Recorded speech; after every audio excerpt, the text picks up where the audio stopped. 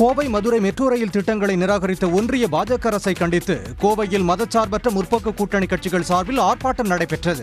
கடந்த 2023 Kovai Madurai metro rail திட்டங்களுக்கான திட்ட அறிக்கை ஒன்றிய அரசிடம் சமர்ப்பிக்கப்பட்ட நிலையில் அது 2 ஆண்டுகள் கழித்து நிராகரிக்கப்பட்டுள்ளது.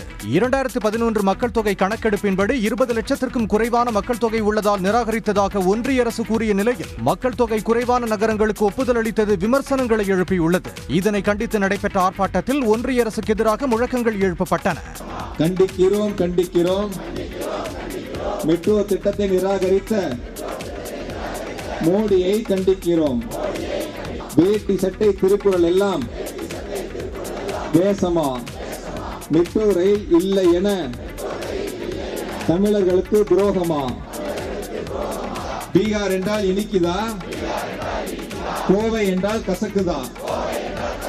கோவை மெட்ரோ ரயில் திட்டத்தை ரத்து செய்த மோடியே கொங்கு மண்ணில் கால் வைக்காதே என்றும், வேட்டி சட்டை திருக்குறள் எல்லாம் வேஷமா, மெட்ரோ ரயில் இல்லை என கோவைக்கு துரோகமா எனவும் வாசகங்கள் அடங்கிய பதாகைகளுடன் ஆர்ப்பாட்டம் நடைபெற்றது. பீகார் சட்டமன்ற தேர்தலில் மீண்டும் வெற்றி பெற்ற ஐக்கிய ஜனதாதள தலைவர் நிதிஷ்குமார் மாநிலத்தின் 10வது முதலமைச்சராக பதவியேற்றுக் கொண்டார். பீகாரில் பாஜக 89, ஜேடியு 85 தொகுதிகள் உட்பட தேசிய ஜனநாயக கூட்டணி 202 தொகுதிகளில் மாபெரும் வரலாற்று வெற்றி பெற்றது. இந்த நிலையில் பாட்னா காந்தி மைதானத்தில் பிரம்மாண்டமாக நடைபெற்ற பதவியேற்பு விழாவில் பிரதமர் மோடி, அமித்ஷா, பாஜக ஆளும் மாநில முதலமைச்சர்கள் மற்றும் ஆந்திர முதலமைச்சர் சந்திரபாபு நாயுடு உள்ளிட்ட கூட்டணி கட்சி தலைவர்கள் கலந்து கொண்டனர். அவர்கள் முன்னிலையில் நிதிஷ்குமார் 10வது முறையாக பீகாரின் முதலமைச்சராக பதவியேற்றுக் கொண்டார். ஆளுநர் ஆரிஃப் கான் அவருக்கு பதவி பிரமாணம் செய்து வைத்தார். नीतीश कुमार सत्यनिष्ठा से प्रतिज्ञान करता हूं कि मैं विधि द्वारा स्थापित. இதைத் தொடர்ந்து துணை முதலமைச்சர்களாக அறிவிக்கப்பட்ட பாஜகவின் சாம்ராஜ் சௌத்ரி, விஜய்குமார் சின்ஹா ஆகியோர் அமைச்சர்களாக பதவியேற்றுக் கொண்டனர். மொத்தமாக பாஜகவில் 14, ஜேடியுவில் 8, சிராக் பஸ்வானின் லோக் ஜனசக்தி கட்சியில் 2, மதசார்பற்ற இந்துஸ்தானி அவாம் மோர்ச்சா, ராஷ்டிரிய லோக் மோர்ச்சா கட்சிகளில் தலா ஒருவர் என 26 அமைச்சர்கள் பதவியேற்றனர். நீதி கட்சி தொடங்கப்பட்ட நாளான இன்று சூழும் ஆரிய சூழ்ச்சிகளை எல்லாம் சுக்குநூறாக உடைத்தெறிவோம் என முதலமைச்சர் மு.க.ஸ்டாலின் சூளுரைத்துள்ளார். நீதி கட்சி தொடங்கப்பட்ட நாளை முன்னிட்டு எக்ஸ் தளத்தில் பதிவிட்டுள்ள முதலமைச்சர், இது நம் உரிமை குரலின் உதயம் என்று குறிப்பிட்டுள்ளார். இந்த மண்ணின் மைந்தர்களுக்கான கல்வி, வேலைவாய்ப்பு மற்றும் அதிகாரத்தில் உரிய பங்கை பெற்று தந்து சமூக நீதியை நிலைநாட்டியே தீருவது என்ற பிராமணர் அல்லாதோர் அறிக்கையை செயல்படுத்தி காட்ட நம் தாய் அமைப்பான நீதி கட்சி தலை தூக்கிய நாள் இன்று என்று தெரிவித்துள்ளார். நீதி கட்சி நீட்சியே நம் திராவிட மாடல் ஆட்சி என தொடர்ந்து மெய்ப்பிப்போம் என்று கூறியுள்ள முதலமைச்சர் மு.க.ஸ்டாலின், சூழும் ஆரிய சூழ்ச்சிகளை எல்லாம் சுக்குநூறாக உடைத்தெறிவோம் என்றும் சூளுரைத்துள்ளார்.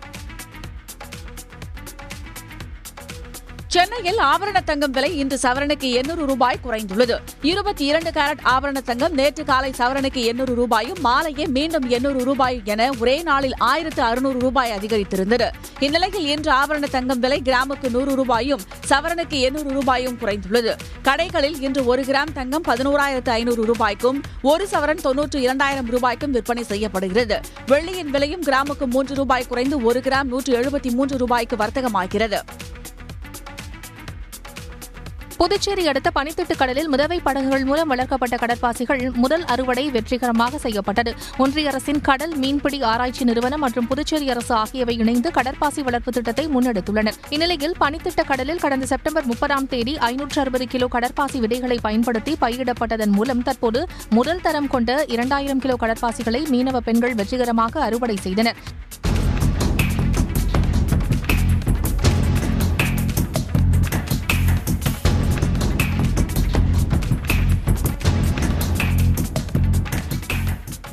கடற்பாசிகள் மருத்துவம், உணவுப் பொருள், அழகு சாதன பொருட்கள் என பல்வேறு விதங்களில் பயன்படுத்தப்படுகிறது. இதில் கிடைக்கும் வருவாயில் 90% கடற்பாசி வளர்ப்பு தொழிலில் ஈடுபடும் பெண்களுக்கும் 10% மீனவர் கூட்டுறவு சங்கத்துக்கும் வழங்கப்படுகிறது. ஆண்டுக்கு 4 முதல் 6 முறை கடற்பாசிகளை அறுவடை செய்யலாம் என அதிகாரிகள் தெரிவித்தனர்.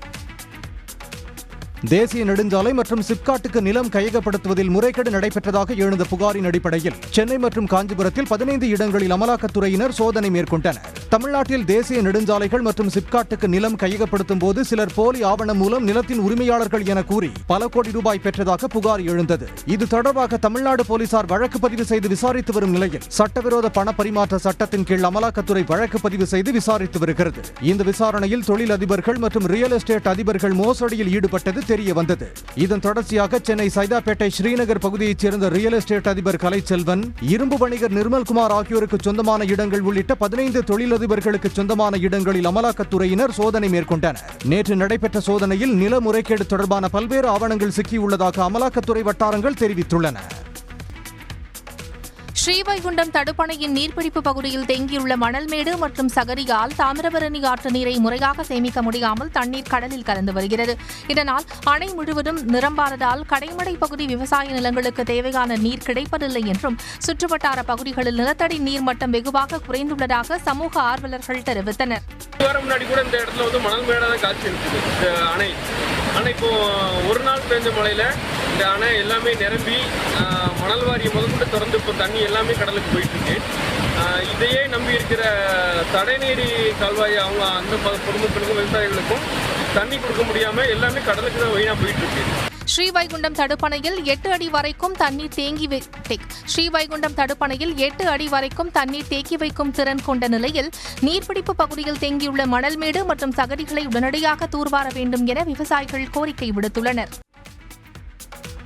தமிழ்நாட்டில் உள்ள 44 அரசு பல் தொழில்நுட்ப கல்லூரிகளை திறன்மிகு மையங்களாக மேம்படுத்த முதலமைச்சர் மு.க.ஸ்டாலின் முன்னிலையில் டாடா டெக்னாலஜிஸ் நிறுவனத்துடன் புரிந்துணர்வு ஒப்பந்தம் கையெழுத்தானது. அதைத் தொடர்ந்து 190 உதவி பேராசிரியர்கள் உள்ளிட்டோருக்கு முதல்வர் பணி நியமன ஆணைகளை வழங்கினார்.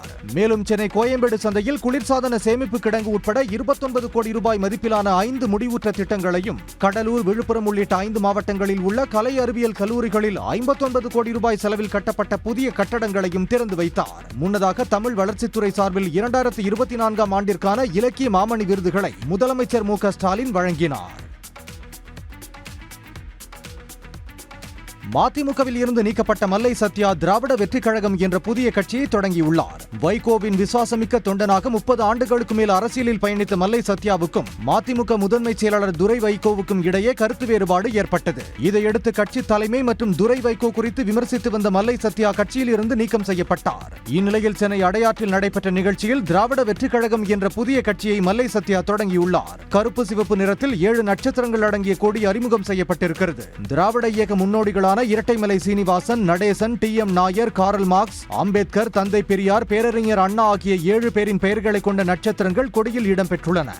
திராவிட வெற்றிக் கழகம், திராவிட வெற்றிக் கழகம், திராவிட வெற்றிக் கழகம், அண்ணாவின் புகழ், திராவிட வெற்றிக் கழகம். தென்காசி மாவட்டம் சங்கரன்கோவில் பூச்சந்தையில் மல்லிகை பூ விலை சமீப காலங்களில் இல்லாததாக 4 மடங்கு அதிகரித்து கிலோ 2500 ரூபாய் வரை விற்பனையாகிறது. சங்கரன்கோவில் சுற்றுப்பகுதிகளில் நிலவும் பனிமூட்டம் மற்றும் அவ்வப்போது பெய்யும் சாரல் மழை காரணமாக மல்லிகை உள்ளிட்ட அனைத்து பூக்களின் விளைச்சலும் குறைந்ததே விலை உயர்வுக்கு காரணம் என்கின்றனர் வியாபாரிகள்.